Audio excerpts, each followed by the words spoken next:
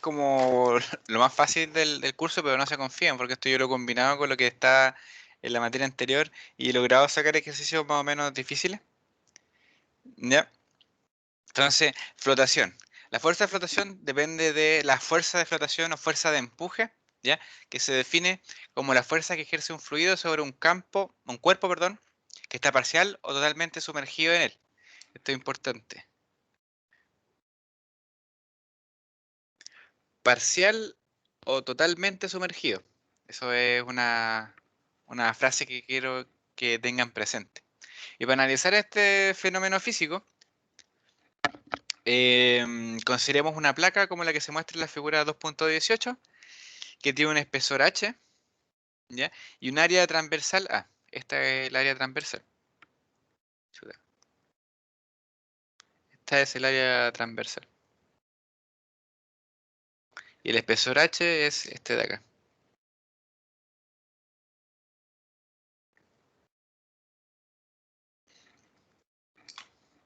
Que se encuentra sumergida en un líquido de densidad ρ sub f a una distancia s de la superficie. Entonces esta es la superficie libre del líquido y se encuentra a una distancia s bajo esa superficie libre del líquido.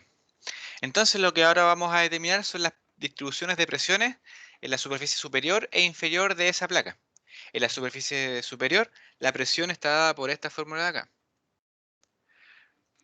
Rho sub F, la densidad del fluido, por la aceleración de gravedad, por la profundidad S.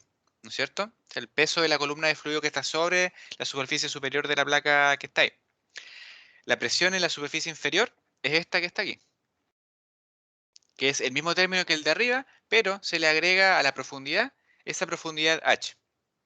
En base a esas presiones nosotros podemos calcular las fuerzas que ejerce el líquido sobre cada una de esas caras, que para el caso de la superficie superior sería esta de acá, y para la superficie interior, o sea, perdón, inferior, esa de acá.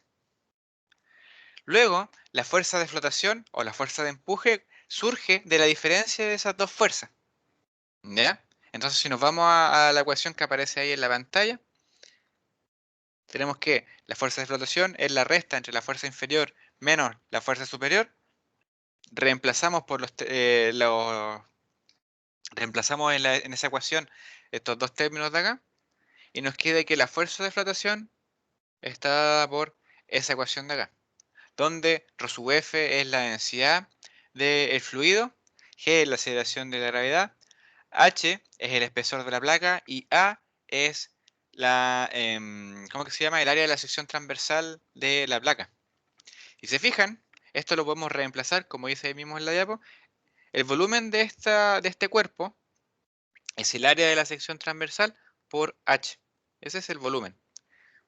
¿Se entiende lo del volumen, no es cierto? Sí, profe. Entonces, ese volumen lo podemos reemplazar en la ecuación del F sub B y nos queda de esta forma. Y esta es la ecuación con la que se calcula la fuerza de flotación. Súper simple. Profe, y Dígame. siempre es la fuerza inferior menos la superior. Es que al final lo que se ocupa es esta ecuación de acá. Ah, ya. Ya, porque si bien es el origen el origen de la fuerza de flotación es la diferencia entre las presiones superiores e inferiores, eh, al final siempre queda esto dependiendo del volumen, de ese H por A, independiente de la geometría. Entonces, por ejemplo, aquí tenemos una placa, por eso tenemos ahí que el volumen es el H por el área.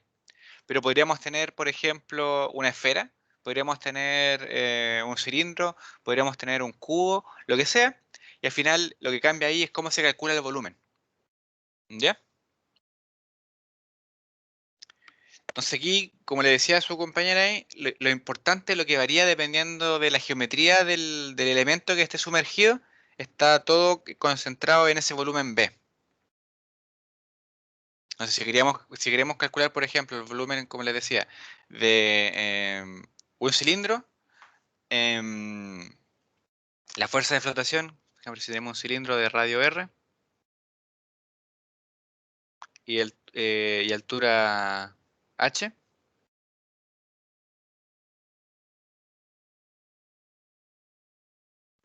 La fuerza de flotación vendría siendo Rho sub F por G por el volumen del cilindro, que es el área,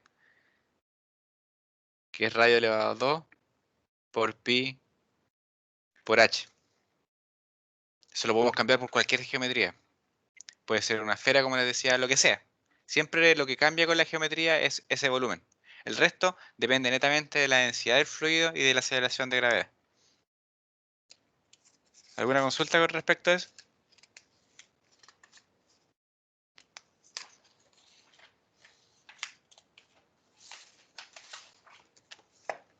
Todo claro hasta el momento. Entonces aquí un par de observaciones. ¿Ya? Esta fuerza de acá, esa ecuación para F sub B, lo que representa es el peso del líquido cuyo volumen es ocupado por esa placa. ¿Ya? Entonces la fuerza de flotación tiene una magnitud igual ¿cómo que se llama? Al peso del líquido que estaría en la posición de esa placa si la placa no existiese. ¿Se entiende eso, no? Piénsenlo un poquito. ¿Puedes repetirlo, por favor? La fuerza de flotación, ese F sub B que aparece ahí, ¿ya? Corresponde al peso del volumen de fluido que se encontraría en la posición de la placa en la figura 2.18 si nosotros removiésemos esa placa. Si sacamos esa placa del agua, ese mismo espacio que ocupa en este momento la placa estaría relleno con fluido, ¿no es cierto? Con líquido, porque no estaría ahí la placa simplemente para ocupar ese espacio. La fuerza de flotación entonces es el peso de ese volumen de fluido que es ocupado por la placa. ¿Por qué eso es importante? Si ustedes tienen, por ejemplo, un vaso, imagínense que ustedes tienen un vaso y ponen aquí y eso está lleno de agua, hasta ahí. Y tienen una pelota de ping-pong. Y esa pelota de ping-pong, ustedes primero la tienen ubicada arriba del vaso, o para que sea más grande, y después ustedes la dejan caer y después la presionan al interior del vaso.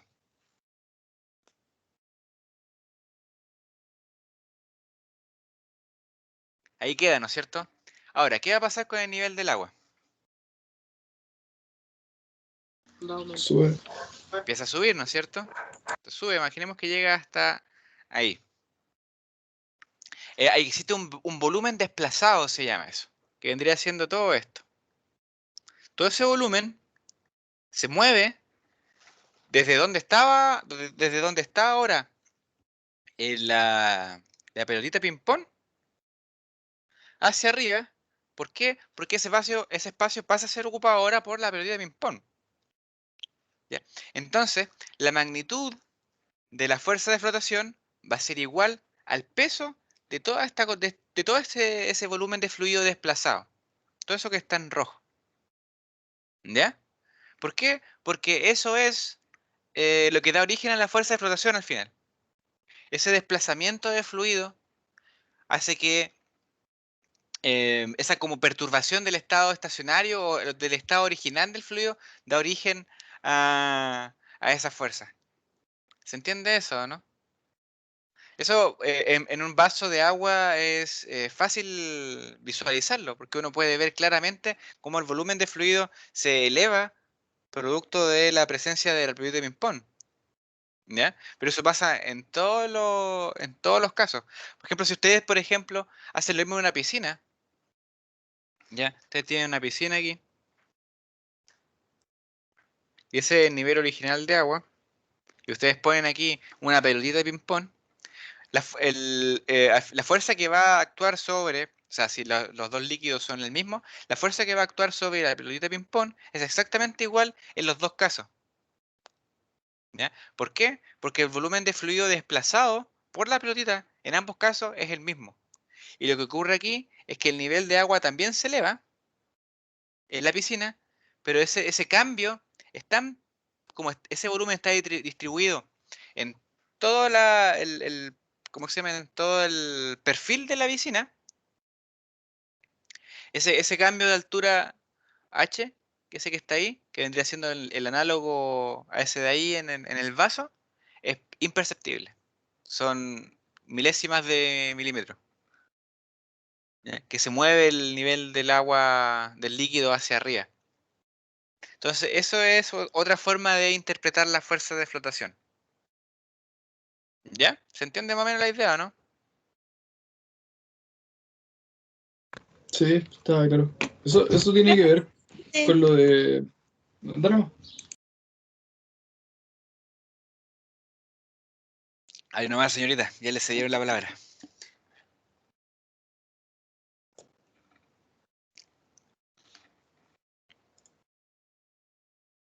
Bueno, en fin.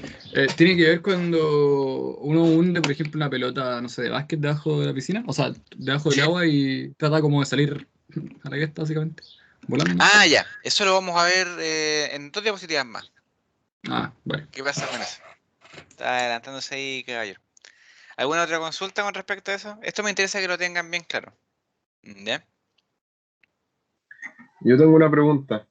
Dígame. ¿La fuerza B al final está apuntando para arriba o para abajo? Se opone a la aceleración de gravedad. Por ejemplo, así que Ah, la ya, gravedad ya. actúa hacia abajo, actúa hacia arriba. ¿Qué fue eso? Como que se desconectó un segundo, ¿no? Sí. Ya, pero ya estamos ahí. Pero sí, po, la fuerza de flotación siempre actúa opuesto a la aceleración de gravedad. Porque como le decía, el origen de esa cuestión es la diferencia de presiones que se genera producto de la presencia del líquido, ¿no es cierto? De la superficie superior e inferior. ¿Ya? Y ese origen de esa diferencia de presiones se origina producto del peso del fluido. Y lo que el peso de la columna de fluido, ¿no es cierto? Que vimos en el tema de cuando vimos presiones. Entonces siempre se va a oponer a la aceleración de gravedad. Vale, gracias.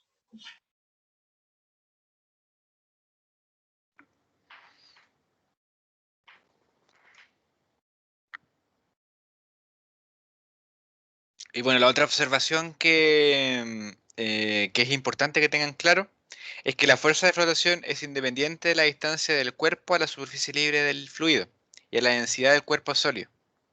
¿Ya? Eso quiere decir de que esa distancia S, que está ahí, que para el caso de fuerza hidrostática es tan importante, en este caso es irrelevante. ¿Por qué? Porque cuando hacemos este análisis de aquí, ese término S se simplifica.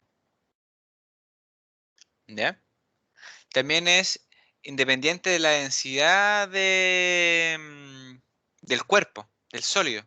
¿Ya? Después vamos a ver por qué. ¿Ya? Al final, lo que va a hacer la densidad del sólido es determinar el estado de flotación. ¿Ya? Pero no influye directamente en la magnitud de la fuerza. Esa es una observación que vamos a ver, como les decía, a continuación. ¿Alguna duda con respecto a esto de acá? A esto de acá. A esa observación. Importantísimo eso. Los únicos términos que influyen en la magnitud de la fuerza de flotación es la densidad del fluido, la aceleración de gravedad y el volumen sumergido. Este volumen de acá, importante, es el volumen sumergido. ¿Ya? No el volumen del cuerpo completo, el volumen del cuerpo que está sumergido. Y eso tiene que ver con esto que vamos a ver acá.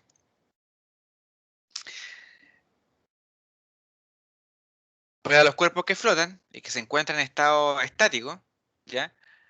El peso del cuerpo completo debe ser igual a la fuerza de flotación. ¿Ya? La fuerza de flotación tiene una magnitud igual al peso del fluido desplazado por la parte sumergida del cuerpo. Eso es sumamente importante. Entonces, esa es la ecuación de equilibrio de fuerza, la segunda ley de Newton, considerando que el cuerpo está estático. ¿Ya? Y eso lo desarrollamos y nos queda que la fuerza de flotación está dada por esta ecuación, donde ese volumen es el volumen sumergido, Y la fuerza-peso corresponde a la densidad promedio del cuerpo por G por el volumen del cuerpo. Y en función de eso, nosotros podemos considerar 3 estados de flotación que se representan ahí en la figura.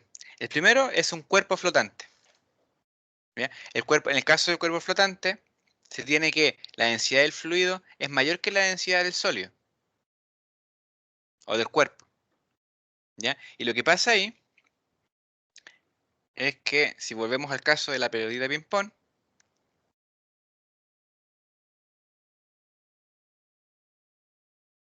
en el vaso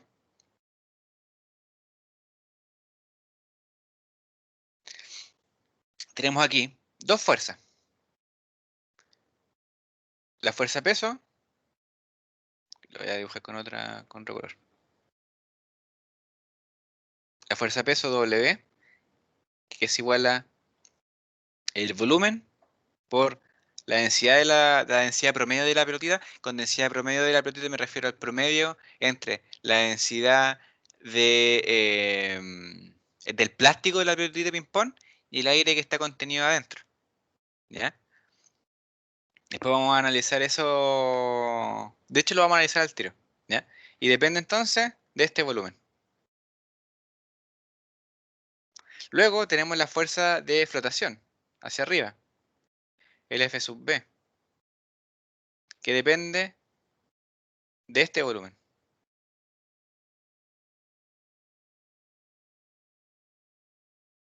¿Se entiende esa diferencia, no es cierto? Ese F sub B es igual a la densidad del fluido por G por el volumen sumergido. Y ese volumen sumergido es eso que está marcado en rojo. ¿El peso no es por G también? Tiene toda la razón.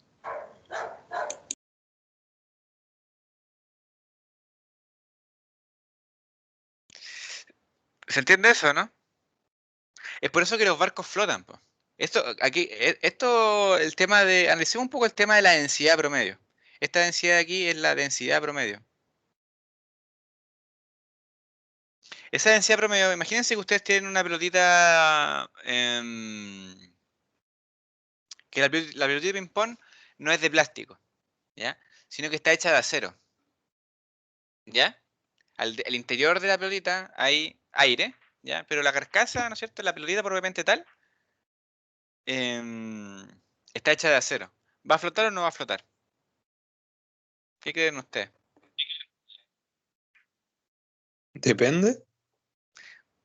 Vamos a un caso muy extremo. Digamos que tenemos una pelotita, ¿no es cierto? Bien grande. Pongámosle de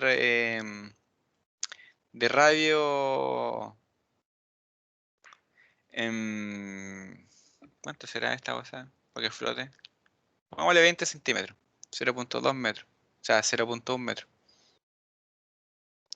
Una pelotita con un diámetro de. ¿Cómo es que se llama? 20 centímetros. Y que tiene un espesor de 0,1 milímetros. Ese es el espesor. Y adentro hay aire. Tiene una densidad de Rho sub aire y esto es acero. ¿Cuál es la densidad del acero?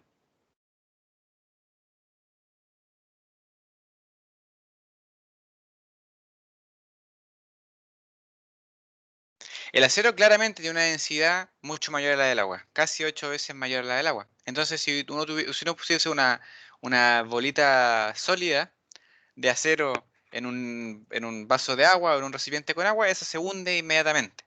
¿Ya? Pero en este caso tenemos una combinación. Tenemos una carcasa que está hecha de acero y en el interior tenemos aire. ¿Ya? Y la densidad promedio ahí se ve afectada.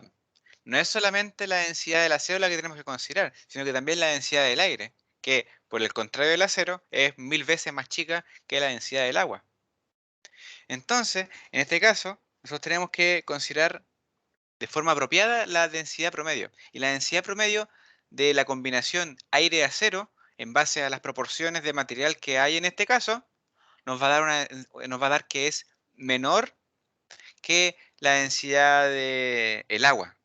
Y por lo tanto, la pérdida va a flotar.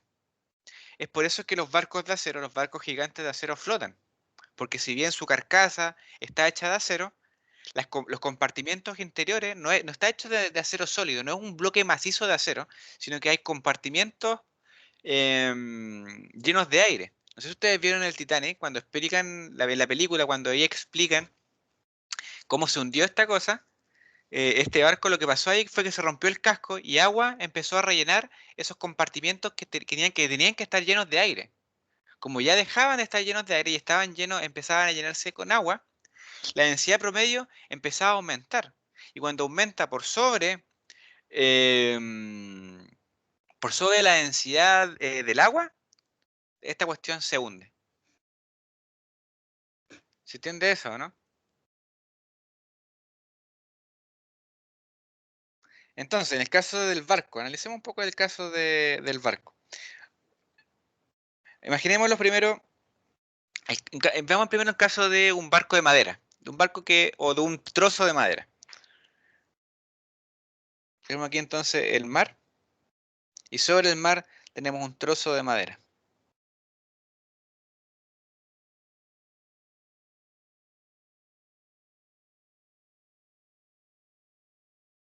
Esto obviamente va a flotar porque la densidad de la madera es menor que la densidad del agua, y solamente va a haber una sección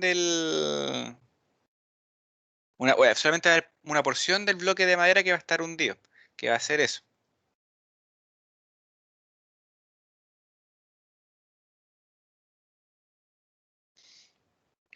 El equivalente para que un bloque de acero pueda flotar, como lo hacen los barcos, vendría siendo lo siguiente.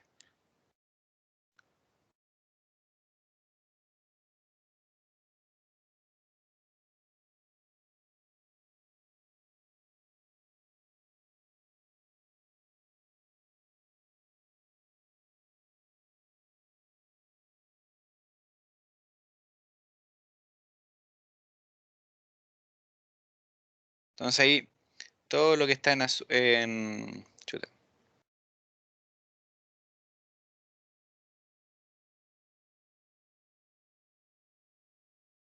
Entonces todo lo que está en negro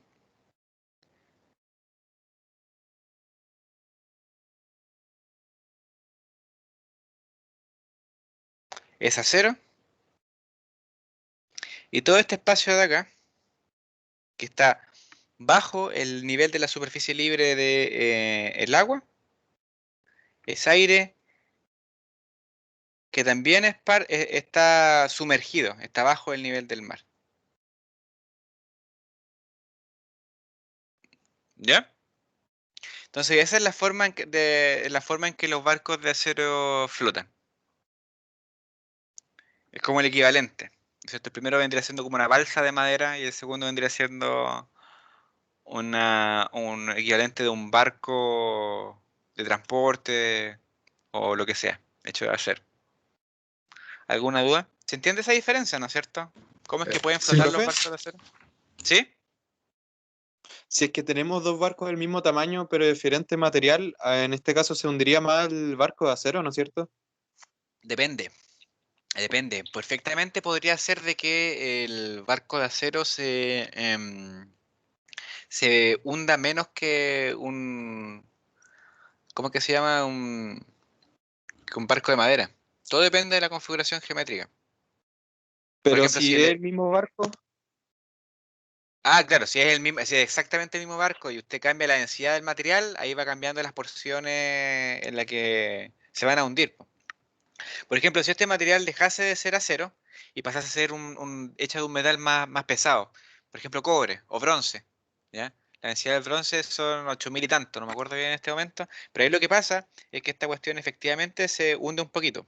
En vez de estar a ese nivel, va a estar ahí, por ejemplo, podríamos decir. Ahí.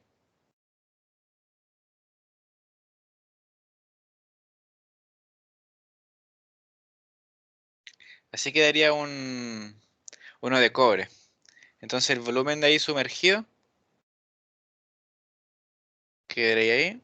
Todo eso es aire que está bajo el nivel del mar. Y como esto es de cobre, lo vamos a pintar de naranjo.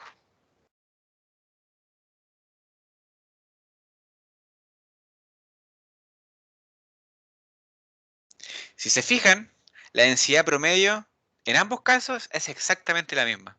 ¿Por qué? Porque aquí, si bien el cobre es más pesado, tiene una densidad mayor que la del acero, cuando se calcula la densidad promedio, aumenta la cantidad de aire que está sumergida bajo el nivel del mar. Y esta diferencia, este aire adicional, compensa el incremento de la densidad de el bronce. Y y es por eso al final que esta cuestión permanece flotando.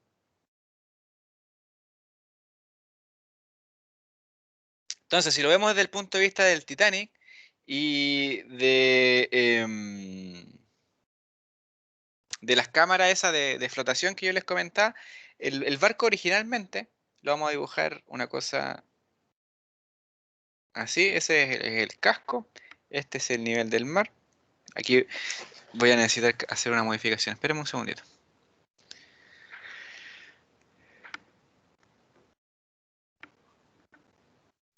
Profe, y para calcular la densidad promedio, se Volúmenes. ocupa volumen. Sí. Vale. Así que vamos a analizar qué pasó con el Titanic. Ya. Ahí tenemos nuestro nivel del mar. Esta es la carcasa del Titanic. La vamos a dibujar con negro porque es de acero.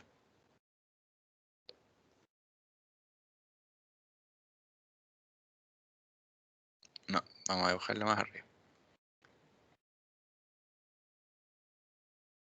Una cosa así.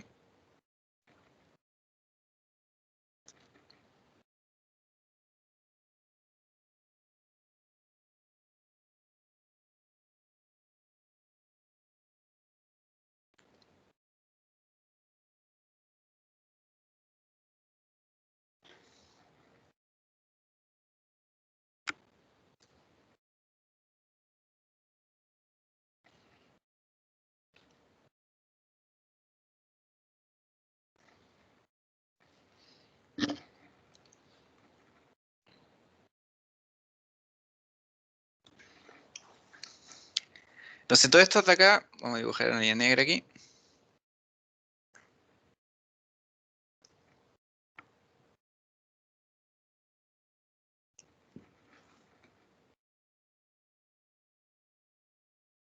Entonces cada uno de estos, vamos a decir que son compartimientos de flotación del Titanic. ¿Ya? Cuando se rompe el casco, en el Titanic lo que pasa aquí es que se abre una abertura. Y por ahí el agua puede entrar. ¿No es cierto? Entonces, ¿qué va a pasar? Si un compartimento, todo esto tiene una densidad promedio. Una ρ que le vamos a llamar inicial, que es menor que la densidad del fluido. En este caso es agua salada. ¿Ya? Entonces, a medida que estos compartimentos se van llenando, por ejemplo, imagínense que esto se llena de agua.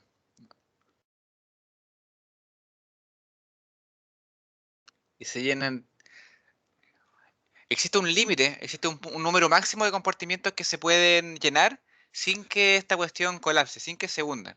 Y eso va a llegar, y ese está dado por el límite en donde la densidad promedio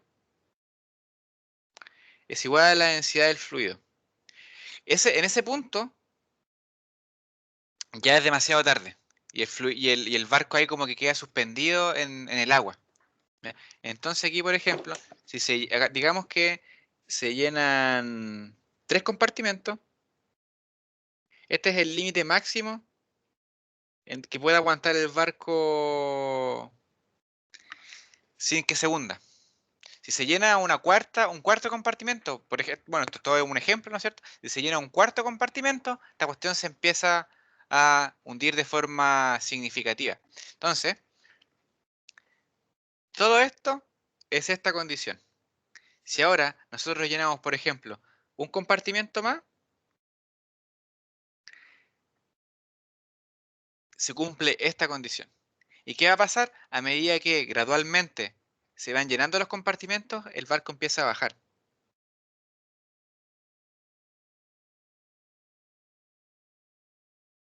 Digamos que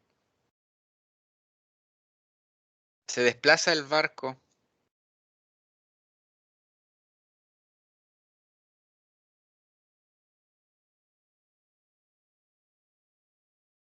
ese es el máximo permisible. Y después ya, cuando se llena el compartimento amarillo, esta cuestión se hunde aún más.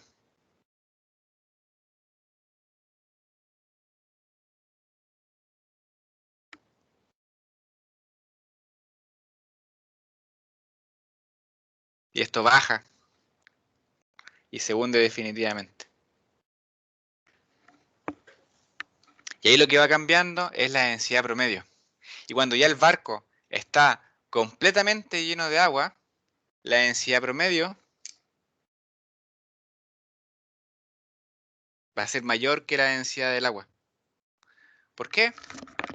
Porque tendríamos que la densidad mínima que está presente, como está todo lleno de agua, la densidad mínima presente dentro del barco va a ser la densidad del agua.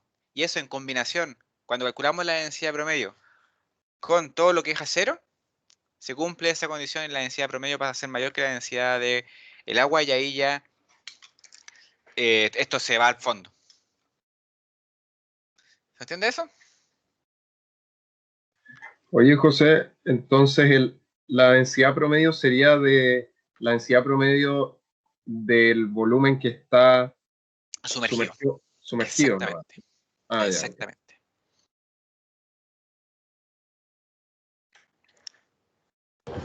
Profe, ¿y cómo se calcula la densidad promedio? Entonces aquí, por ejemplo, usted tiene, digamos que esto, en la masa de esta cosa, es la masa del acero más la masa del aire. Esa es la masa sumergida, ¿no es cierto? Todo lo que está bajo el nivel del mar es la masa del acero y la masa del aire que está bajo el nivel del mar. ¿Se entiende eso, no es cierto, señorita? Esa es la masa sumergida. ¿Me avisa cuando...? Sí, Sí, ¿está claro eso? sí. Ya, entonces, esa masa sumergida nosotros la podemos representar como la densidad promedio por el volumen sumergido. ¿No es cierto? Ahí está, esto es simplemente un cambio de variable. Ese volumen sumergido nosotros lo vamos a calcular. El volumen sumergido déjeme terminar de desarrollar la ecuación. Esta es la densidad del acero por el volumen de acero más la densidad del aire por el volumen de aire.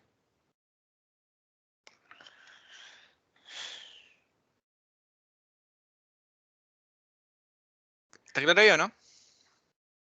Sí, está claro. Ya. Entonces, ese volumen sumergido nosotros lo podemos calcular. ¿No es cierto? Eso vendría siendo el volumen que está bajo el nivel del mar. Y eso es un volumen fijo. Es el volumen que es desplazado, ¿no es cierto?, por la presencia del sólido. Ese es el volumen que tenemos en esta ecuación. Ese volumen de acá. ¿Ya? Entonces, acá, ese volumen sumergido es conocido. La densidad del acero la conocemos, la densidad del aire también la conocemos. Tenemos que conocer el volumen de acero, ¿ya? Que vendría siendo todo esto de acá.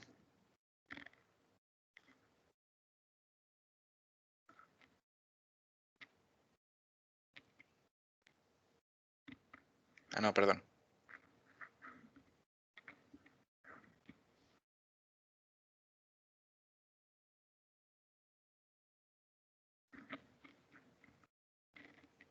que sería todo ese de ahí.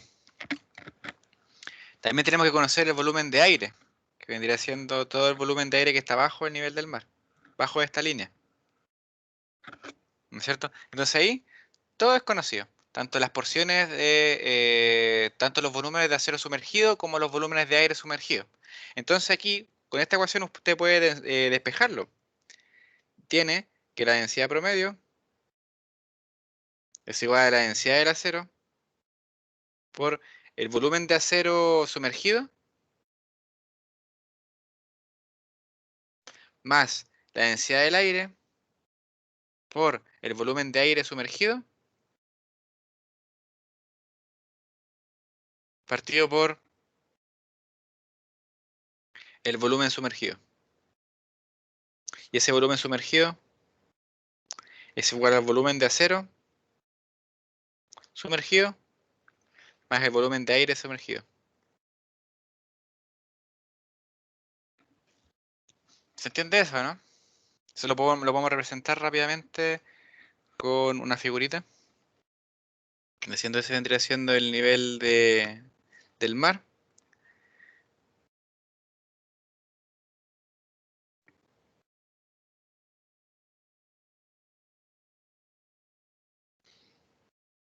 O del agua.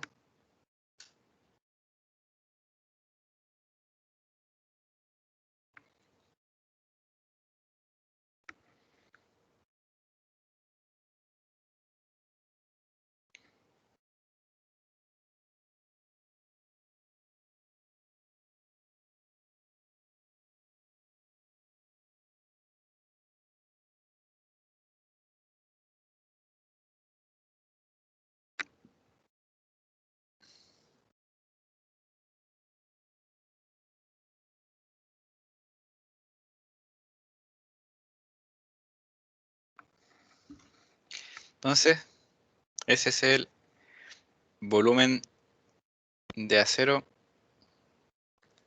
sumergido. Ese de ahí es el volumen de aire sumergido. Y el volumen sumergido total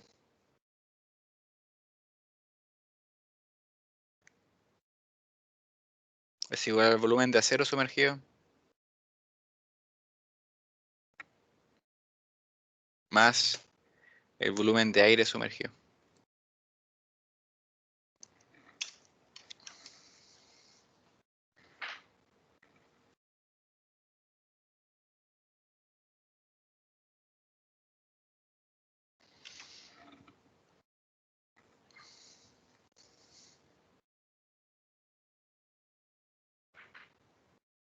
¿Se entiende eso, no? Sí, profe, súper claro, gracias. Ya.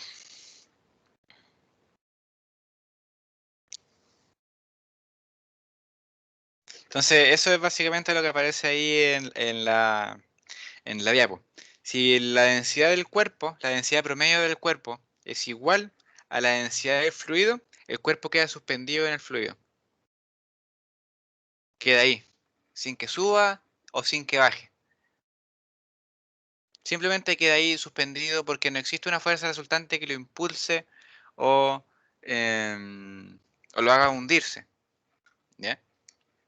Entonces ahora, analicemos el caso de cuando la densidad promedio del cuerpo es mayor que la densidad, ¿cómo es que se llama? Que la densidad del fluido. Entonces, ese vendría siendo ese caso de ahí. Entonces, veamos qué pasa si nosotros tenemos estas pelotitas las sumergimos, o sea, perdón, las sujetamos. Entonces, nosotros aquí tenemos nuestro volumen de fluido y aquí tenemos, nosotros, ¿no es cierto?, con las manos, utilizando los dedos como pinzas, sujetamos una pelotita de acero que está aquí. Ahí vamos a tener una fuerza de flotación, F sub B. Vamos a tener una fuerza peso, W.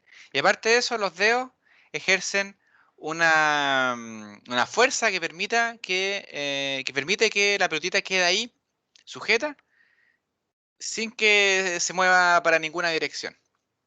Y esa fuerza la vamos a llamar, que en este caso actúa hacia arriba, una fuerza de sujeción. Ahí todo está estático, ¿cierto? Por tanto, si nosotros aplicamos sumatoria de fuerza, nos queda que la fuerza de peso, o sea, perdón, la fuerza de flotación actúa hacia arriba, por eso positiva, más la fuerza de sujeción ejercida por los dedos, menos el peso es igual a 0. ¿No es cierto? Por lo tanto, en este caso, el F sub B más el F de sujeción son iguales al peso. Ahora, imagínense que ustedes sueltan la pelotita. Como ustedes sueltan la pelotita, esta fuerza de sujeción se hace 0. Eso con doble E.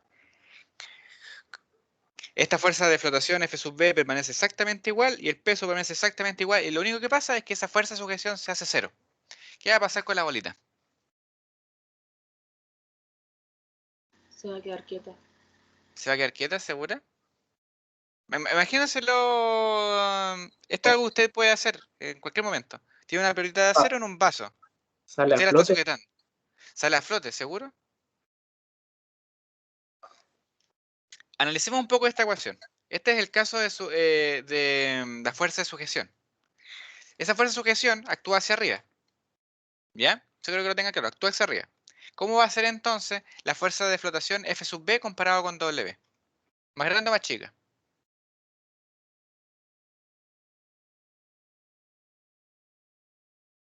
¿Cómo tiene que ser? Para que se cumpla esa igualdad.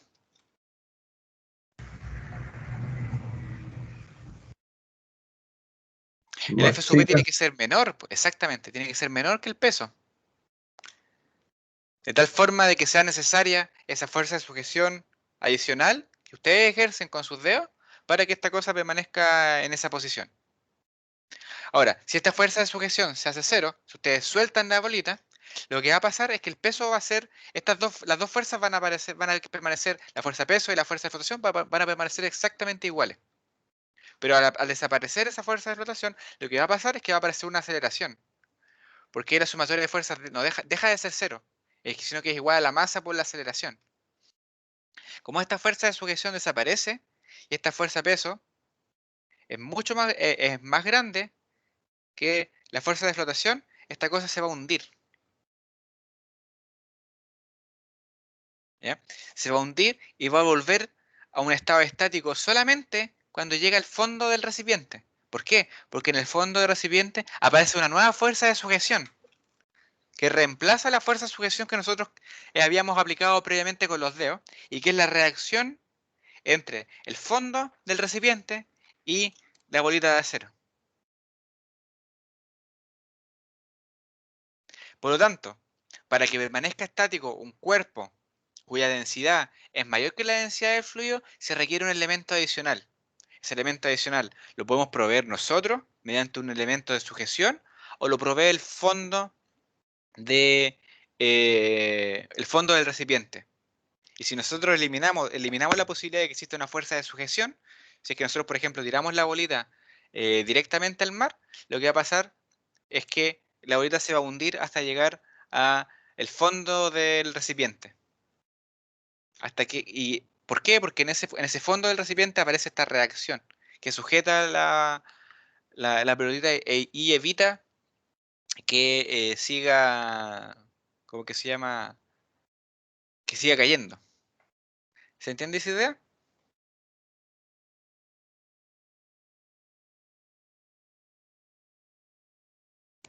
Sí, para la pelota cuando quedaba flotando sobre la superficie, la fuerza de empuje era mayor que el peso. Entonces, Sí, exactamente. Ahora vamos a analizar, ese es el caso que está ahí, ese de ahí. Ahora vamos a analizar qué pasa con esto, con este de acá. Entonces ahora, ¿cómo analizamos? Si repetimos el mismo procedimiento para un cuerpo flotante, tenemos lo siguiente. Ahí tenemos nuestra superficie libre, aquí tenemos nuestra pelotita, en este caso es nuestra pelotita de ping-pong, que ya analizamos que lo que pasaba era que flotaba. Ahí tenemos nuestra superficie, el fondo del recipiente, y aquí tenemos la fuerza peso. Aquí tenemos la fuerza de flotación. Y ahora, ¿para dónde tiende a...? Si nosotros tenemos, ¿no es cierto?, una pelotita de ping-pong en un vaso con agua, y nosotros la mantenemos un día, la pelotita. La pelotita trata de flotar, trata de quedar en la superficie del vaso, ¿no es cierto? Pero si uno con el dedo presiona la pelotita para que quede totalmente sumergida por agua. Ahí también estamos ejerciendo una fuerza de sujeción. Pero ¿hacia dónde actúa la fuerza ahora?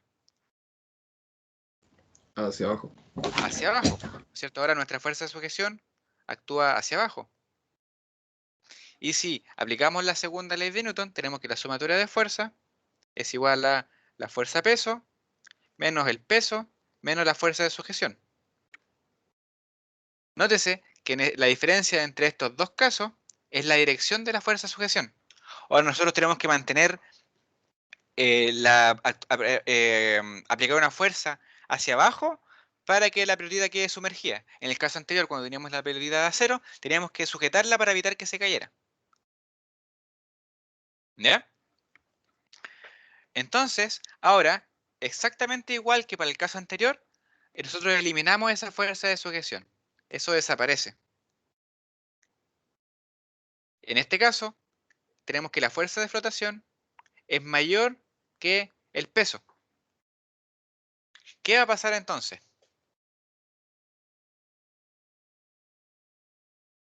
Va a aparecer una aceleración. ¿Y hacia dónde se va a mover la pelotita? ¿Hacia arriba o hacia abajo? Hacia arriba. Hacia arriba, ¿no es cierto? Esto se va a mover. Va a haber una aceleración que hace que la pelotita vaya hacia arriba. ¿Y cuándo se va a detener? Cuando llegue a la superficie. Pero ¿a qué punto de ese...? Porque ya, eso creo que es una pregunta demasiado vaga. Déjame hacer un dibujito aquí. ¿Las densidades se igualan o las presiones? Parte con la densidad promedio. Ahí donde a eso vamos a llegar, pero que es poco claro, está muy poco guiada mi pregunta. Entonces, esta es nuestra superficie libre, ¿no es cierto? Mi pregunta es, ¿dónde se va a detener la pelotita? ¿Va a ser ahí? ¿Va a ser ahí? ¿O va a ser así? ¿Se entiende la diferencia, no? ¿Qué se les viene a la cabeza?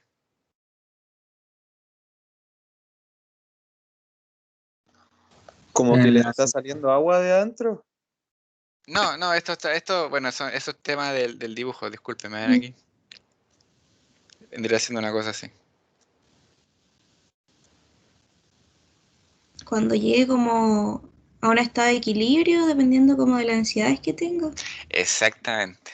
No de la densidad de los volúmenes sumergidos, pero por ahí va la idea, ¿ya? Entonces, el equilibrio de fuerza se alcanza cuando W es igual al F sub B, ¿no es cierto? El W es el peso de la cuestión, el peso del fluido, independiente de la posición, nunca cambia. O sea, perdón, el peso del cuerpo nunca cambia, independiente de si lo estamos sujetando o no lo estamos sujetando, eso da lo mismo, ¿no es cierto? Si está arriba o abajo, el peso es siempre constante. Pero la fuerza peso, o sea, perdón, la fuerza de flotación es la densidad del fluido por G por el volumen sumergido. Y si se fija, ese volumen sumergido es distinto en cada uno de estos casos, po. En el caso A, el volumen sumergido es este. En el caso B, el volumen sumergido es este.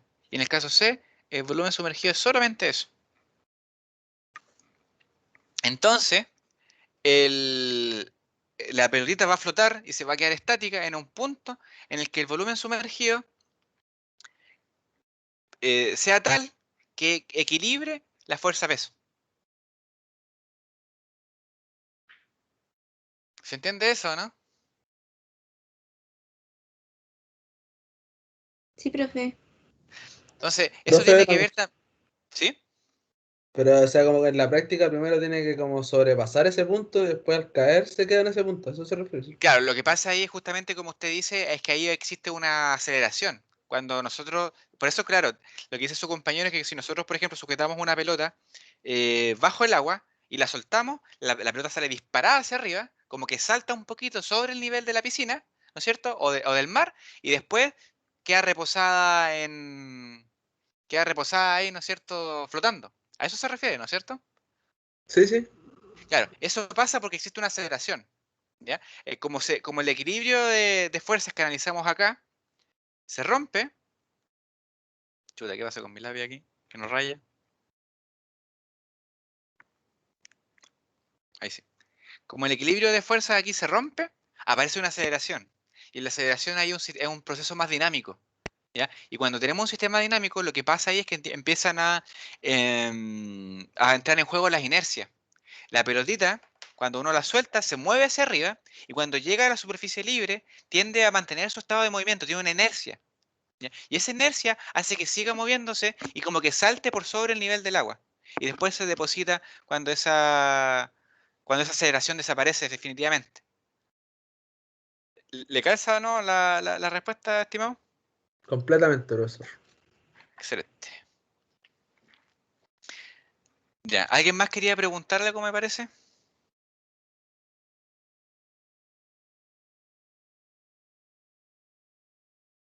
Ya, esto es válido no solamente para los líquidos, sino que también para los gases, ¿ya? Y para eso, imagínense que ustedes tienen un globo con helio, ¿ya? Tienen un globo lleno de helio. Nosotros sabemos que el helio es menos denso que el aire, ¿no es cierto? Voy a buscar de inmediato la densidad del helio para que tengamos un valor de referencia. Densidad del helio dice aquí.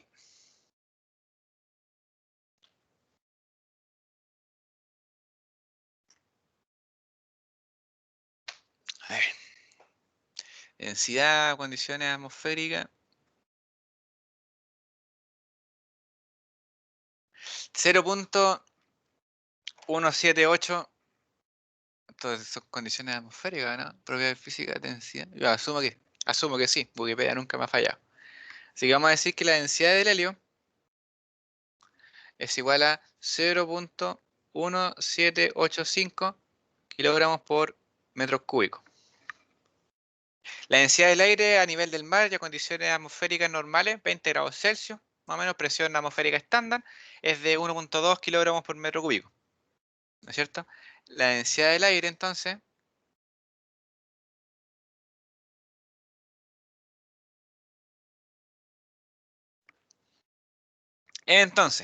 ¿qué va a pasar con un globo lleno de helio?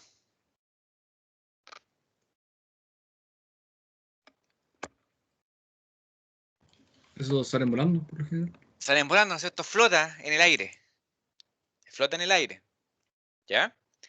Por lo tanto, ocurre exactamente lo mismo que con la pelotita con la que habíamos discutido recién. Pues la pelotita que salía disparada hacia arriba, ¿no es cierto? En el ejemplo que le expliqué ahí a don Felipe. Entonces, esa es la razón por la cual los globos llenos de helio flotan, ¿ya? Porque se tiene un cuerpo que tiene una densidad menor a la densidad del fluido que lo rodea. Y por lo tanto esta cuestión va a subir. Es por eso que estos globos, ¿cómo es que se llaman? Globos aerostáticos. Es por eso que a los globos aerostáticos tienen una flamita, ¿cierto? Este es un globo, una cosa así. Un globo es una cosa así. Bueno, más bonito que eso. Una cosa así. Aquí hay una entrada y aquí hay como un fogón. ¿No es cierto?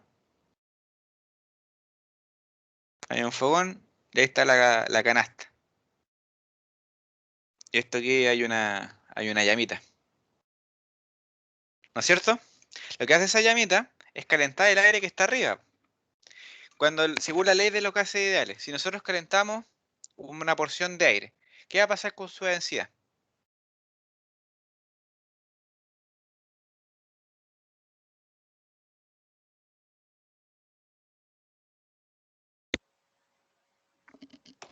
Disminuye. ¿Disminuye? Disminuye la densidad, ¿no es cierto? Por lo tanto, vamos a tener aquí una porción de aire encerrado, le vamos a llamar, que es menor que la densidad del aire atmosférico. Y por lo tanto, va a flotar. Y eso es lo que permite que los globos aerostáticos vuelen, ¿no es cierto? Ya, ahora la siguiente consulta. Los globos aerostáticos o un globo lleno de helio, ¿qué altura máxima, en qué punto se detiene? ¿Puede flotar, llegar hasta el espacio? ¿Ya? ¿O existe un límite? Un límite por la ¿Existe un límite? atmósfera que determina la densidad del aire a mayor altura. Claro, ¿qué pasa con la densidad del aire a mayor altura? Es una Disminuye. pregunta. Disminuye. Disminuye, ¿no es Disminuye. cierto? Disminuye. Y va a llegar a un punto en que la densidad del aire, que es más liviano ahí, va a ser igual a la densidad del helio. Y hasta ahí llegó el helio. Hasta ahí llegó el globito. Hasta el punto en donde la densidad promedio del globo, que está fuertemente influenciada por la baja densidad del helio, se equilibra o es igual a la densidad del aire. ¿Ya? Entonces, eso es ¿por qué? Porque la densidad atmosférica varía en función de la altura. Va a llegar a un punto a no sé cuántos kilómetros en donde la densidad del aire va a dejar de ser 1.2 kilogramos por metro cúbico, va a ser igual a 0.1785 kilogramos por metro cúbico. La densidad del aire va a ser igual a la densidad del helio, ¿ya? Y como vimos en ese caso, cuando se cumple esa condición, el cuerpo queda simplemente suspendido neutralmente en la atmósfera.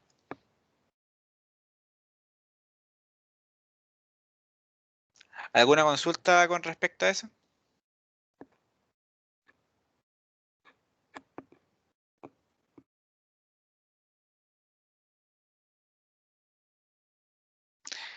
Y eso es flotación, pues, es el fenómeno físico de flotación, como pueden ver ahí, se acaban las diapos. ¿Ya? Entonces ahora tenemos que ver el capítulo 3. ¿No hay dudas con respecto a eso? Repito, última oportunidad.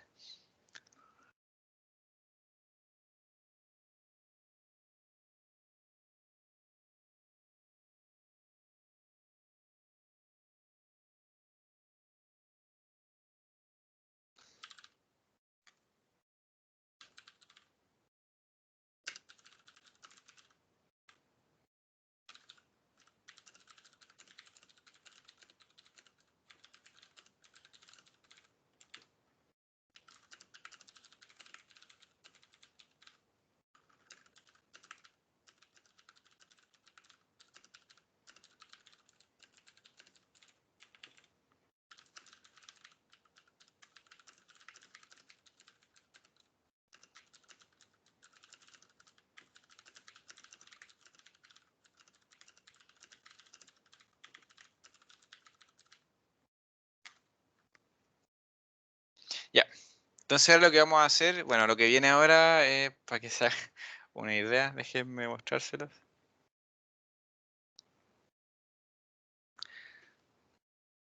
Este es el capítulo 3.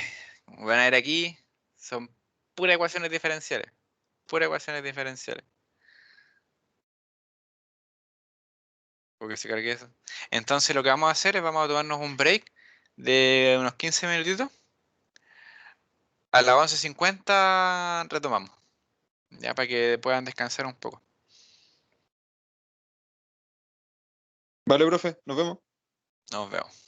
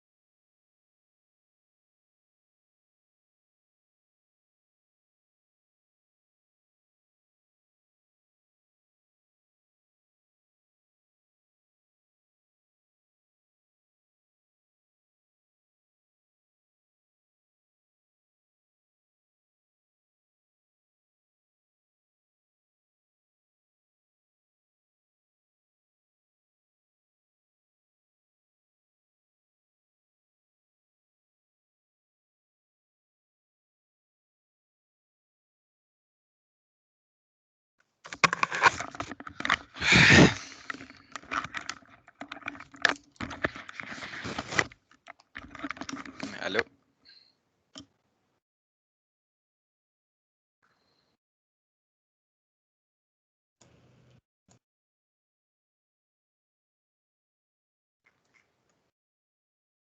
Aló, aló. ¿Aló? ¿Estamos? Hola, ¿Estamos? hola. Hola, profe. Hola.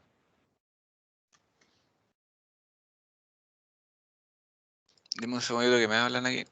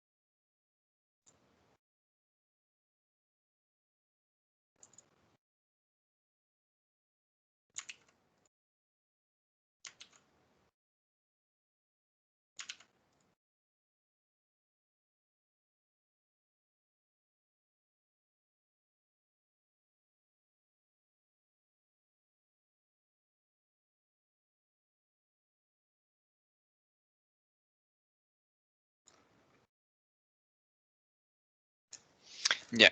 Ahí sí. Entonces ahora vamos a ver lo que es cinemática de fluido.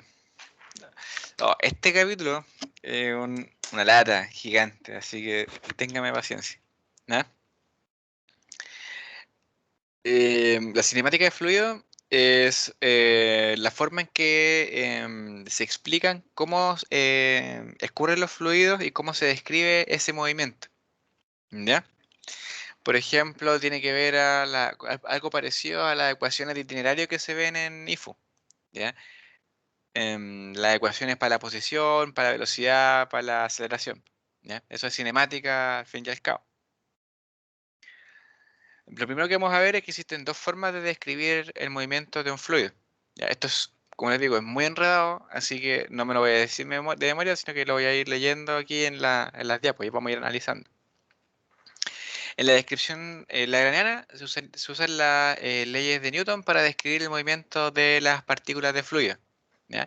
Permite predecir con exactitud a dónde van y cómo intercambian cantidad de movimiento y energía cinética con otras partículas de fluido. Y se basa en el seguimiento del rastro del vector de posición y el vector de velocidad en función del tiempo. Estas son básicamente lo que nos está diciendo esto, es que la descripción lagrangiana para cada partícula de fluido se trata sobre ecuaciones de itinerario. Tenemos una aceleración en función del tiempo, una posición en función del tiempo y una velocidad en función del tiempo. ¿Ya? Son las ecuaciones de itinerarios pero en vez de un cuerpo, es para una partícula de fluido. Aparte de eso, existen otras algunas cosas también que hay que considerar, que son las interacciones entre las partículas de fluido. ¿Ya? ¿Por qué? Porque estas pueden chocar, existe roce entre ellas y por lo tanto es importante considerar todas esas cosas. Y es por eso que se dice ahí que es necesario predecir cómo intercambian cantidad de movimiento y energía cinética con otras partículas de fluido. ¿Por qué? Porque estas partículas de fluido no están aisladas, ¿no es cierto? Como podría ser, por ejemplo, una bolita en movimiento parabólico o cosas así, sino que todas estas interactúan entre sí. ¿Se entiende eso, no es cierto? Entonces simplemente es una posición en función del tiempo, una velocidad, para velocidad se representa con c en función del tiempo, y una aceleración, también en función del tiempo. Son las ecuaciones de itinerario aplicadas en vez de un sólido a distintas partículas de fluido. ¿Ya? Eso es lo que nosotros siempre entendemos como velocidad, aceleración y posición, ¿no es cierto?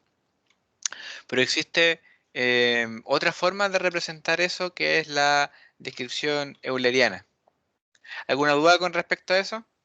Entonces, ecuaciones de itinerario, descripción lagrangiana. ¿Alguna duda para seguir avanzando? Yo tengo una Todo duda. claro.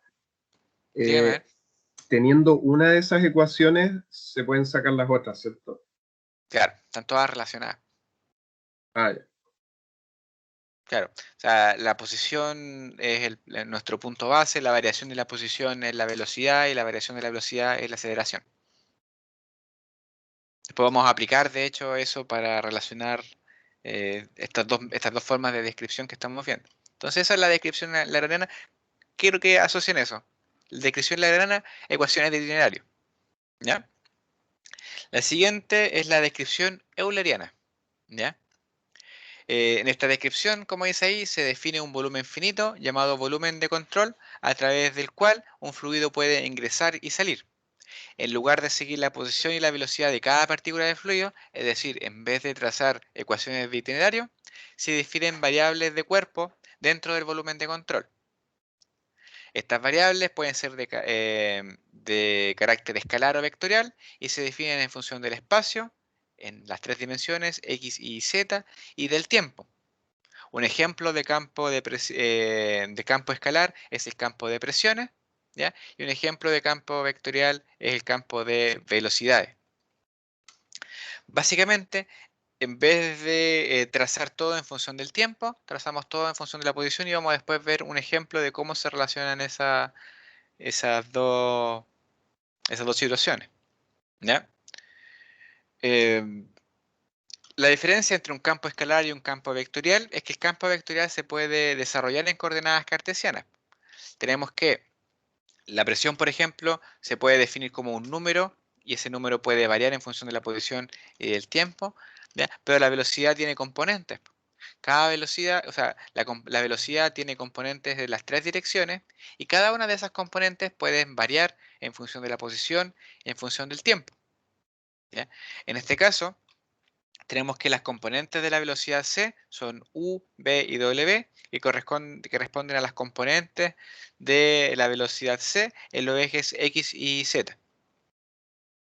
Además, el conjunto de variables de campo definen el campo de flujo, es decir, todas las posiciones, velocidades y aceleraciones, presiones, efectos de la viscosidad, etcétera, definen el campo del flujo. ¿Se entiende eso más o menos, o no? ¿Se entiende un poco a dónde apunta la descripción, Lorena? ¿Dónde está la mayor dificultad? Eso me gustaría ver si pueden tratar como percibir a lo que trata de abordar esta cuestión.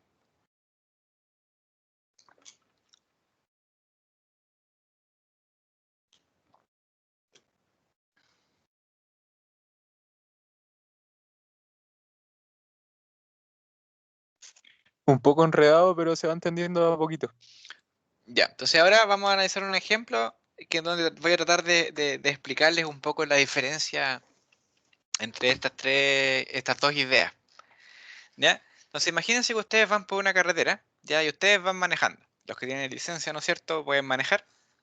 Y ustedes, ¿no es cierto?, parten en un punto a las, por ejemplo, 6 de la tarde. ¿Ya? La última clase ahí en la U era a las 5, se quedaron conversando un rato.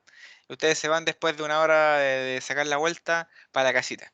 ¿Ya? Y se van en auto, en bus o lo que sea. Ya se van en un vehículo. Y ustedes dicen, ya, parto a las 6, llego a la casa a las 6:30. ¿Ya? Para los que viven cerca, 6:30, media hora de trayecto, un buen tiempo, ¿no es cierto? Para los que vivimos bien lejos, es un sueño que nunca se va a cumplir.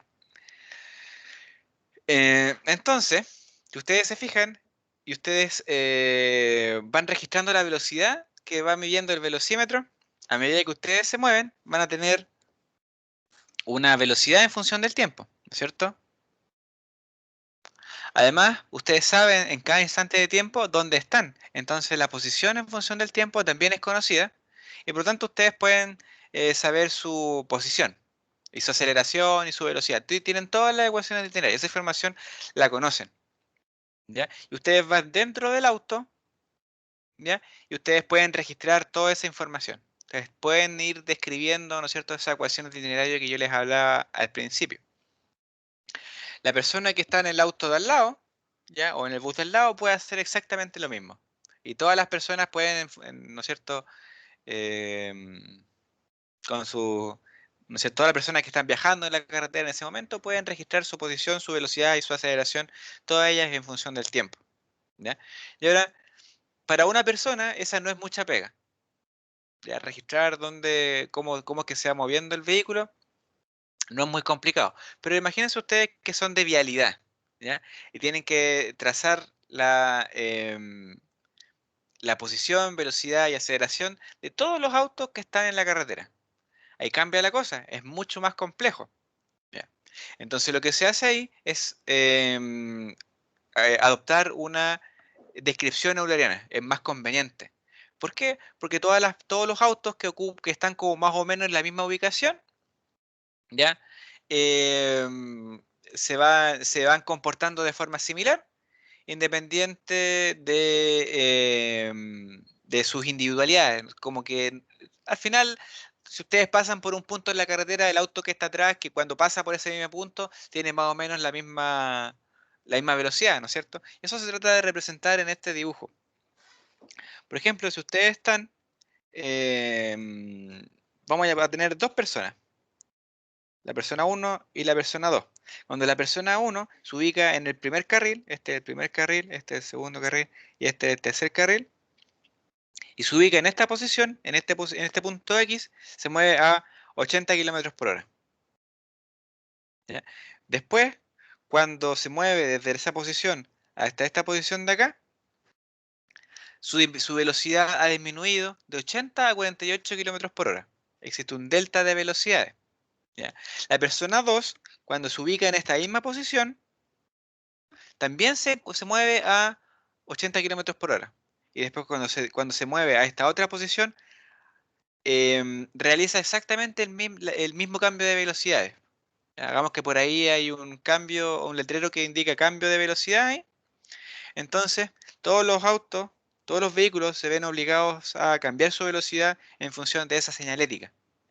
Y ese cambio nosotros lo podemos representar para todos los vehículos. Entonces, siempre vamos a decir que si un vehículo se encuentra en el primer carril y se encuentra en esta posición, va a tener una velocidad de 80 kilómetros por hora, porque ese es el carril lento, ¿no es cierto?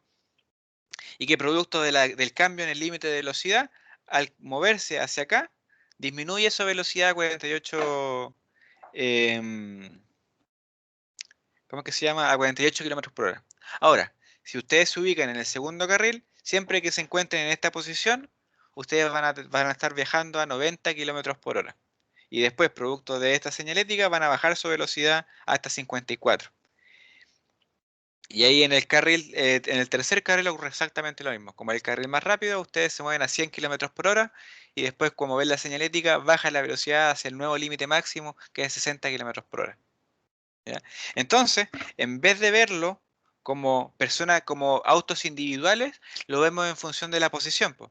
Decimos ya, para esta posición en X y para este Y, para este X y para este Y, vamos a tener tal velocidad. Para este X y este Y, vamos a tener tal velocidad. Y para este X y este Y, vamos a tener otra velocidad. Entonces lo que estamos trazando es un campo de velocidades. Solamente con la posición, nosotros podemos decir más o menos ¿cómo que se llama? ¿Qué velocidad tiene el vehículo? ¿Le hace sentido eso o no? En ese ejemplo sí. Claro, y si se fijan, eso es lo mismo con el fluido. Pues ustedes, por ejemplo, tienen un chorro de agua, ¿ya? O un río, por ejemplo, y el flujo del río permanece aproximadamente constante, ¿ya?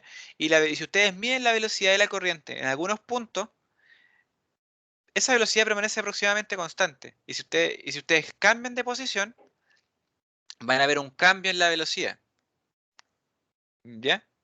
Pero es mucho más fácil, desde el punto de vista del fluido, verlo de esa forma, como campos en el espacio, ¿ya? Asociados a la posición. ¿Por qué? Porque las partículas de fluido son muchas, po. Tendríamos ¿en qué nivel vamos simplificando ahí el tema de las partículas? Tenemos que verlo desde el punto de vista de moléculas de agua, o podemos verla de porciones más grandes. De todas formas, esas partículas son muy chicas, ¿ya? Entonces, un volumen discreto, un volumen no muy grande de agua se transforman en muchas partículas y es mucho más fácil verla desde el punto de vista de los campos. Por eso, en general, se utilizan las descripciones de tipo euleriano para describir el movimiento de los fluidos. ¿Ya? Y existen también, y esto se pueden expresar en forma de cambio. Pues. Si aquí, por ejemplo, vemos analizamos estas velocidades, tenemos un cambio de la velocidad. A la velocidad en X le vamos a llamar U y a la velocidad en Y se le llama V. Si aquí se fijan, tenemos un cambio de la velocidad en la dirección Y. ¿No es cierto? Tenemos entonces, esta es la componente en el eje X de la velocidad. Tenemos aquí un cambio de U. Entonces, con respecto a Y, ¿no es cierto? Además, tenemos un cambio de velocidad en la dirección X. Aquí primero se mueve esto a 80 km por hora y después se mueve a 48. Entonces existe en esa dirección un cambio de la velocidad U con respecto a X. Y ahí tenemos cambios de velocidad, pues tenemos aceleraciones, estamos representando las aceleraciones también en función de las coordenadas X e Y. ¿Se entiende eso, no? Entonces, todas esas ecuaciones de itinerario nosotros las podemos representar en función de campos. ¿ya? Un campo de velocidades, un campo de posiciones, perdón, un campo de aceleraciones, un campo de presiones, ¿ya? Y dependiendo de la posición y del instante en el que estamos analizando, ¿ya? Nosotros podemos obtener el valor de la velocidad, el valor de la aceleración, el valor de la presión, etcétera, para cualquier partícula de fluido que pase por ese punto, independiente de la partícula que sea. ¿Ya? Es básicamente eso lo que trato la idea que trato de transmitirle. Y en ese caso del dibujo, independiente del auto, si es por ejemplo Don Jaime o Don Ian, que va por el tercer carril en esa posición, ¿no es cierto? Mientras ellos se ubiquen ahí, van a estar viajando a 80 kilómetros por hora. ¿Ya? Y si se mueven a la posición de los 60 kilómetros por hora, donde está el límite de 60 ahí, sabemos que independiente de la persona que sea, cuando está en esa ubicación, se va a mover a 48 kilómetros por hora. Y eso puede cambiar en el espacio también, po. O sea, cambia ahí, ese cambio que yo les acabo de comentar es la dirección X, pero también puede cambiar en Y. Y es por eso que ellos muestran los tres carriles. El tercer carril ahí se mueve a 80 kilómetros por hora, el segundo a 90 y el tercero a 100. Entonces esos cambios eso es lo que trato de transmitirles, es que todos esos cambios se pueden no solamente dejar en función del tiempo, sino también en función de la posición. ¿Ya?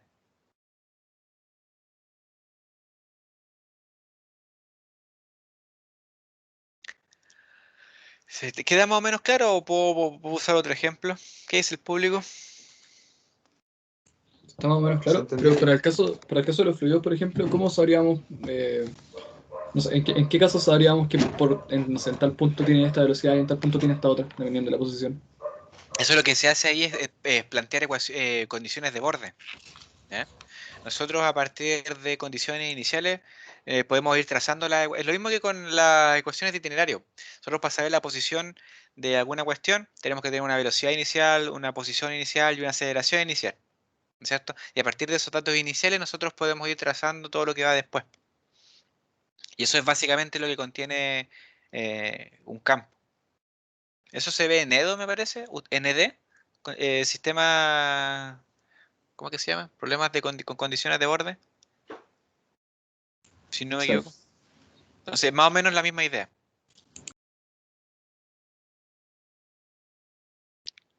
¿Ya? ¿Alguna duda, consulta, inquietud? ¿En este curso se va a usar viscosidad también o no?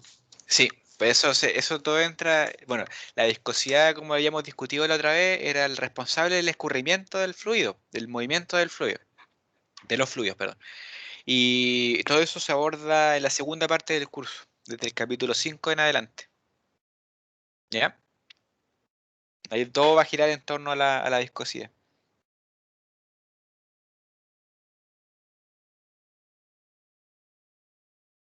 Entonces, ahora lo que vamos a hacer es tratar de relacionar estas dos formas de describir el movimiento de los fluidos, la descripción lagrangiana y la descripción euleriana, para que vean que es lo mismo, es exactamente lo mismo, pero que se representa de distintas formas. ¿Ya? Entonces, como dice ahí, las leyes fundamentales de conservación se expresan en forma de sistemas de masa fija, un sistema cerrado. Ya eso es lo que ven en termo. En el caso de un volumen de control, tenemos que el sistema es un sistema abierto, ¿no es cierto?, donde pueden entrar y salir fluido y por lo tanto requiere redescribir alguna de estas leyes. Entonces, vamos a partir con la descripción lagrangiana. En esta descripción, nosotros podemos usar directamente las leyes de Newton. Y ahí se da el ejemplo de la segunda ley de Newton. La fuerza resultante que actúa sobre una partícula es igual a su masa por su aceleración. ¿No es cierto? Ahora, esa aceleración es una aceleración en función del tiempo. ¿Ya? Y por lo tanto, para poder ocupar la descripción euleriana, nosotros a partir de esa ecuación tenemos que modificarla, tenemos que manipularla matemáticamente para poder incluir todos los cambios en función de la posición, para poder dejarlo descrito en función como un campo. ¿Ya? Entonces, para eso, si ustedes se fijan ahí, lo que hay que hacer es describir la aceleración en forma de un campo. Y la aceleración, para el caso de la descripción lagrangiana, está dada simplemente como la derivada de la velocidad en función del tiempo. ¿Ya? En la descripción lagrangiana nosotros podemos hacer la transformación de ecuación de itinerario a ecuación de campo considerando la posición de considerando el vector de posición, ¿cierto? Entonces, nosotros tenemos de forma paralela una ecuación de itinerario, una función de x en función del tiempo y una función de velocidad en función del tiempo, y la aceleración es la variación de la derivada de la velocidad con respecto al tiempo, ¿no es cierto? Ahora lo que nosotros tenemos que hacer es dejar esa aceleración en función de un campo de velocidades. Y el campo de velocidades lo podemos dejar dependiente de la posición. Y eso es lo que se trata de expresar ahí. Ese campo de velocidades, o sea, esa velocidad se puede dejar en función de un campo conociendo la posición de la partícula y el instante en el que se encuentra, que eso es lo que se muestra ahí. ¿Ya? Entonces, por ejemplo, si nosotros describimos la trayectoria de un cuerpo que describe un movimiento parabólico, tenemos que una cosa así es la trayectoria, ¿no es cierto? Entonces, nosotros sabemos que aquí, por ejemplo, está en el punto x1 y 1. Aquí está en el punto x2 y 2. Y aquí está en el punto x3 y 3. Nosotros sabemos que esto ocurre en el instante t1, esto en el instante t2 y esto en el instante t3. ¿Y qué hacíamos para obtener la aceleración en cada uno de esos tiempos, de cada uno de esos instantes de tiempo? Nosotros o la velocidad, perdón, nos íbamos a la velocidad en el instante t1, a la velocidad en el instante t2 y la velocidad, esto es c1, c2, c3, en el instante t3. Entonces ahora lo que trata de hacer este enfoque es de expresarlo de esta forma. La velocidad c1 en la posición x1 y 1, la velocidad c2 en la posición x2 y 2, y la velocidad c3 en la posición x3 y 3. Todas estas velocidades que están aquí y estas velocidades que están aquí, ¿cómo son? Iguales, distintas, parecidas. ¿Deberían ser iguales? Son exactamente las mismas. ¿Por qué? Porque aquí solamente estamos cambiando el marco de referencia. En vez de obtener la velocidad en función del tiempo, la estamos obteniendo en función de la posición. ¿Ya? Y eso es lo que se está haciendo acá. Estamos tratando de definir, ¿no es cierto?, una descripción, la velocidad en la descripción lagrangiana en términos de la descripción euleriana, considerando la posición de la partícula en el lugar del tiempo. ¿Ya? Ahora, lo que tenemos que hacer para obtener la aceleración es derivar esa expresión. Y eso es lo que aparece ahí. Tenemos que derivar ese campo de velocidades en función del tiempo. Y para eso aplicamos la regla de la cadena. Y de esa forma, la derivada de esa función, de ese campo en función del tiempo, nos queda de esa forma. Tenemos aquí una variación del campo de velocidades en función del tiempo, ¿ya? Porque eso puede cambiar. O sea, no quiero que cuando ustedes piensen en algo en descripción euleriana, piensen que la cuestión no puede cambiar en función del tiempo. No, se puede. Por ejemplo, volviendo a nuestro ejemplo, puede que esto cambie no solamente con la posición, sino también con el tiempo. Porque imagínense de que aquí ustedes pueden moverse en el tercer carril a 100 km/h, pero eso solamente se puede lograr en un horario en donde la carretera esté más o menos despejada. Y cuando hay taco, por ejemplo, esto a las 10 de la noche, o no sé, otro ejemplo, a las 5 de la mañana, cuando no anda nadie, ustedes pueden andar aquí a 100 km/h. Pero a las 7 se empiezan a armar los tacos, o a las 8 se empiezan a armar los tacos.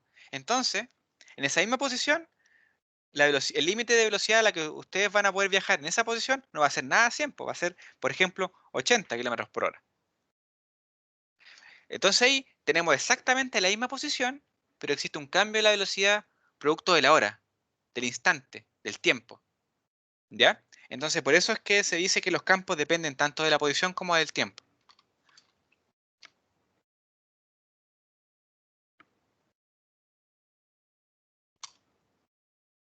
Entonces ahí tenemos y eso está representado por este término de acá. Este dt partido por dt se elimina, ¿no es cierto? Aquí tenemos la variación de la velocidad en función de la coordenada x, la variación de la velocidad en función de la coordenada y la variación de la velocidad en función de la coordenada z. Como habíamos visto previamente, cada partícula de fluido puede cambiar su velocidad en tres direcciones. En la dirección y, cuya variación de velocidad llamábamos v, en la dirección x, que llamábamos u, y la dirección z, que llamábamos w. ¿Ya? Esas variaciones en función del tiempo son las componentes de la velocidad, ¿no es cierto? Y eso es lo que se muestra acá. La variación de la posición en x en función del tiempo es u, la variación de la posición y en función del tiempo es v, y la variación de la posición z en función del tiempo es w. Estos cambios de aquí se pueden introducir en esta ecuación. Y de esa forma, esta es la ecuación de aceleraciones expresada en términos, ¿cómo es que se llama? En el campo euleriano, queda de esa forma. Entonces tenemos que el campo puede variar en función del tiempo, puede variar en función del tiempo, pueden variar en función de la coordenada x, en función de la coordenada y o en función de la coordenada z. En el caso del ejemplo que ya hemos visto, aquí tenemos que la velocidad cambia de 80 a 90 a 100 en la misma posición en x, pero en función del y. Eso lo llamamos un du de y. También cambia aquí esto en función de la coordenada de x, ¿no es cierto? Eso lo llamamos un du de x. ¿Ya? Y existe también uno en z, pero en este caso es 0 porque es bidimensional el ejemplo que les acabo de dar. Pero eventualmente, por ejemplo, si tenemos un cerro, si vamos viajando en la carretera y tenemos un cerro, ahí tenemos un cambio de velocidad también en la dirección z. Ese podría ser un ejemplo ahí de una variación de u en función de z. ¿Ya? Y eso es válido para las tres coordenadas como les decía. Esto es pura matemática, puras transformaciones, ¿no es cierto? Simplemente una derivada, aplicación de la regla de la cadena. ¿Alguna duda con respecto a eso?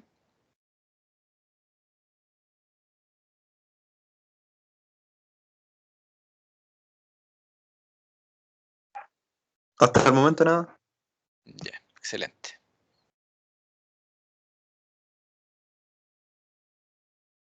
Ya, esta ecuación de acá, nosotros la podemos reescribir utilizando, a ver, sigamos mejor la diapo. Dice aquí, en cualquier instante t, la aceleración de la partícula en descripción lagrangiana en la posición x y z tiene el mismo valor que el campo de aceleración. Eso es lo que yo les comentaba, con el ejemplo de, con ese de ahí. Esto es lo que representan los campos, es exactamente lo mismo que las ecuaciones de itinerario.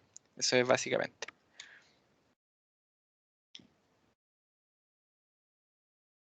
Por lo tanto, se puede hacer la transformación del marco de referencia lagrangiano a euleriano utilizando esta ecuación, ¿no? Y esta ecuación de acá lo que hace es simplemente desarrollar los términos vectoriales que se encuentran aquí. Para pasar, ¿no es cierto?, de una derivada en términos de vectores a una derivada en términos de valores escalares. ¿Ya? Y esto es aquí lo que se llama la derivada material. Creo que eso se ve en cálculo 3, si me pueden recordar. ¿Donde se ve algo parecido a esto? Bueno, ahí en cálculo 3 sé que se ven estos operadores, este operador que está ahí. ¿Ya? El operador nabla. Eso sí me acuerdo que lo vimos en su momento. Ya. Y aquí lo que se da ahí es una descripción de lo que es cada uno de estos términos. En primer lugar, este que está aquí, la variación de la velocidad en función del tiempo, se denomina aceleración local y tiene valor 0 para escurrimiento estacionario. ¿Ya? Un ejemplo de escurrimiento estacionario, si volvemos al caso de nuestro ejemplo de la carretera, vendría siendo una carretera sin tacos, por ejemplo, donde no existe nada que induzca cambios para una misma posición en función del tiempo. ¿Ya?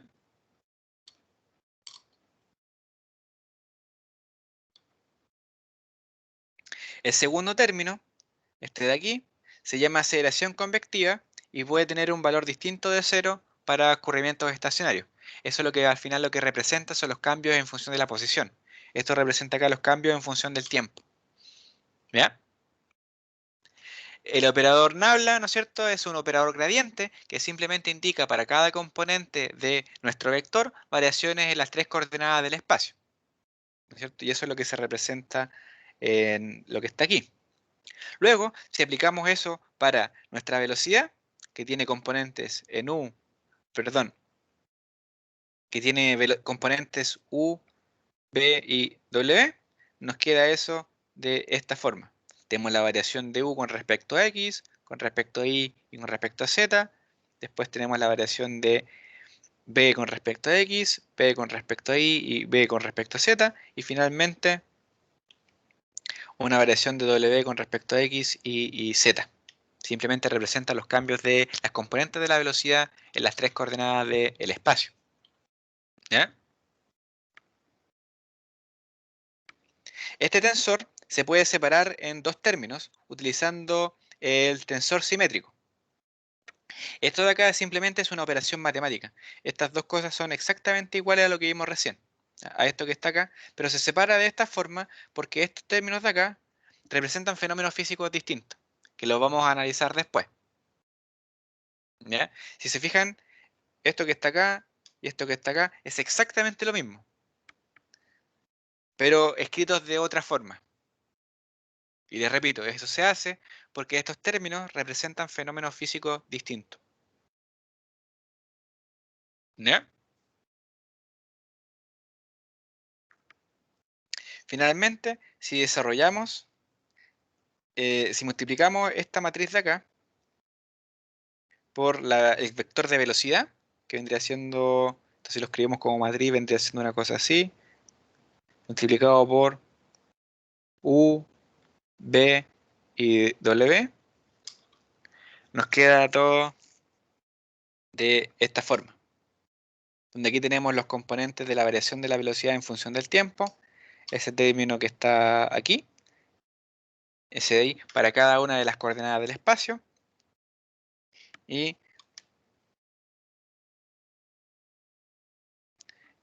a ver, déjenme checar esto para que se vean los dos. Estos términos que está aquí, que están aquí, este término de aquí, por ejemplo, corresponde a la multiplicación de U por la variación de U con respecto a X. Este de aquí corresponde a la multiplicación de V por la variación de U con respecto a Y. Y este de acá corresponde a la multiplicación de W por la variación de U con respecto a Z. Y se hace exactamente lo mismo para las 3 coordenadas. Entonces, de esa forma, ahí tenemos la aceleración descrita en términos eulerianos a partir de la descripción lagrangiana. Hemos transformado la aceleración desde una función de algo en función del tiempo a algo en función del espacio y el tiempo en conjunto. ¿Alguna duda con respecto a eso?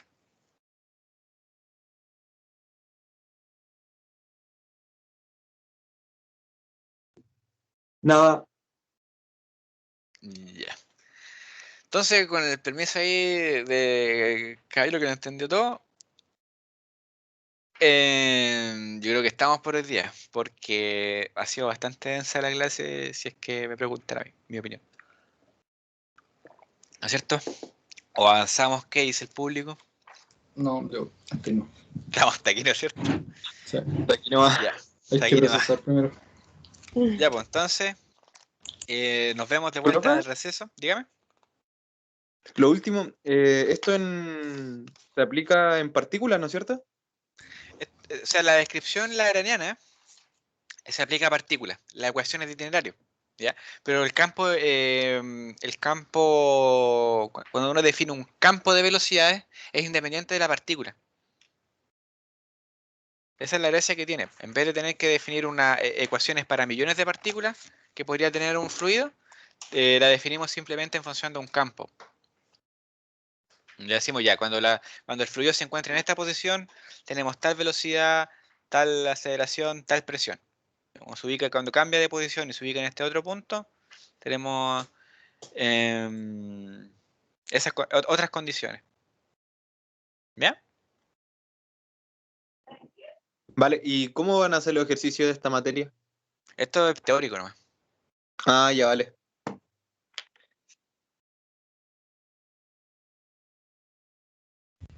Profe, tengo una duda. Entonces, ¿cree que el certamen quede para la semana del 24 o está por confirmar nomás? Es para dar una fecha tentativa, una fecha tentativa. Lo que voy a hacer ahora, voy a armarme Lo que pasa es que ya con la materia pasada nos queda una clase más para terminar de ver lo del capítulo 3 y ahí tengo que coordinar con los ayudantes el tema de los ejercicios y ahí ya una vez que tengo que meter ahí las prácticas entre medio, de ahí ya les puedo dar una fecha ya más definitiva. Pero al final yo creo que va a quedar ahí, cerca de esa semana. Pero como les digo, todo eso es negociable en función de lo que ustedes puedan necesitar. ¿Ya? Gracias.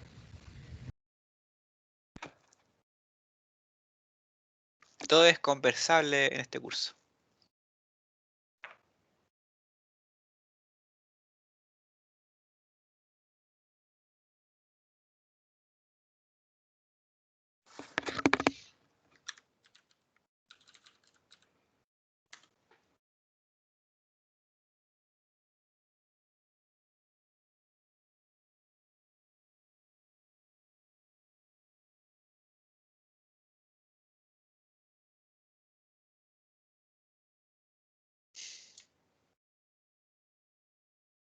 Vale, profe, entonces nos vemos en 2 Sí, po. semanas.